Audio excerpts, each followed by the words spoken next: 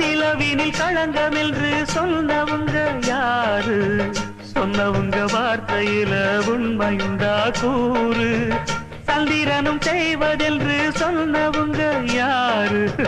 தேய்பிறையும் வளர்ப்பிறையும் சந்திரனில் ஏது? தண்ணிக்குள்ளே என்னாலும் தாமரைப்பு நின்றாலும் தண்ணி அதில் ஒட்டாது, உண்மை என்றும் பொய்க்காது. தீர்ப்பழிகள் சொல்லவே ஆளிருந்தா போதுமே, பட்டினியான போதிலும் பாவம் வந்து சேருமே. காலம் என்கிற தேவன் கையிலே ஆடும் பம்பரம் நாமே.